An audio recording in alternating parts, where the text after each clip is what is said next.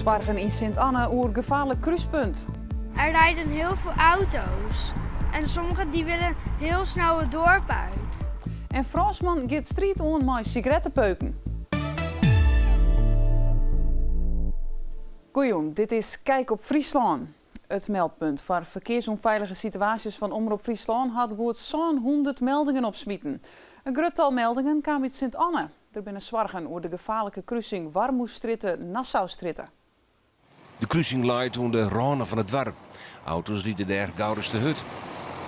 Voor de band van basiskwallen het fundament, die het daar naar gymnastiek daarin, smiet het gevaarlijke momenten op. Er rijden heel veel auto's en sommigen die willen heel snel het dorp uit. En sommigen willen ook heel snel het dorp in.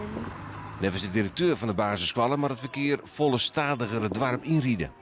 En het verkeer dat erbij komt, komt met 80 Sint-Anne-parochie in en met oorremje naar 50. Nou, er is een lange remwij voordat ze echt die 50 bereiken gaan. Het zou eigenlijk 30 wezen moeten om hier een veilige oerstek te hebben.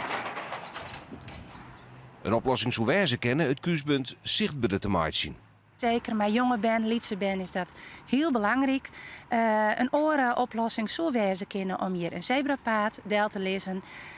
Zodat het zichtbaar wordt dat dit een belangrijk oerstekplak is. De gemeente Waardhoeken komt stakken hier met een verkeersplan. Het kruispunt in Sint-Anne wordt daar in mijn om. Alle jaren verdrinkt in Haas een groot tal katten. En daarom komen ze nu met een oplossing. Touwen bij de Waldel. Dat moet ervoor zorgen dat de katten er weer uitkomen kunnen. Deze kat had even een kuierke. Hij bleef op het droegen, maar somtijden rekt een kat in het wetter. Maar alle hege walskanten slagen het dan net om eruit te komen. En daarom vregen Gea Nijssen de gemeente om touwen voor de katten. Mijn vraag heb ik weer gedeeld in die Facebookgroep en er hebben een aantal mensen hebben diezelfde vraag overgenomen. Dus we hebben de gemeente denk ik een beetje gespamd. Maar het was in ieder geval aangekomen dat we op gesprek zijn geweest. En wat zei de gemeente? Nou, ja, goed. En deze week komen er een paar touwen als experiment. De bedoeling daarvan is dat die zwemtrappen in principe vrij blijven moeten. Nou, dat ik in borden voorlezen. En dan hebben we dus per zwemtrap hebben we aan beide kanten een 3-4 meter touw.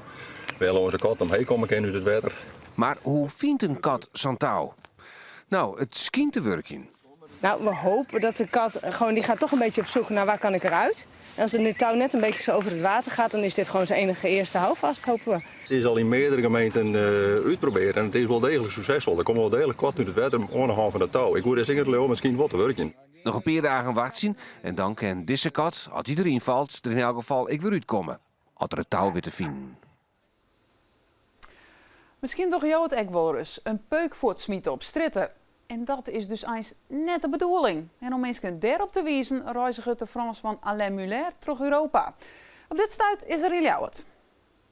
Van alle plakken dat Alain West het, stiet Ljouwert er het meeste voor. Als het om het aantal sigaretten gaat dat op stritten te vinden is. So in Leeuwarden, I gotta say the situation is pretty bad. I mean, just here in a few minutes we collected about 10 and more just in this little area, knowing that there's a garbage bin about 2 meters close to it. So yeah, I have to admit, as much as I really love this town, it's quite bad in Leeuwarden. Zijn missie om sigaretten van de dik te krijgen neemt Alain de Hummingbird Tour, een verwijzing naar de kolibrie. Well, it's the whole philosophy of the hummingbird is to little by little try to create an impact. So maybe a bigger number changes.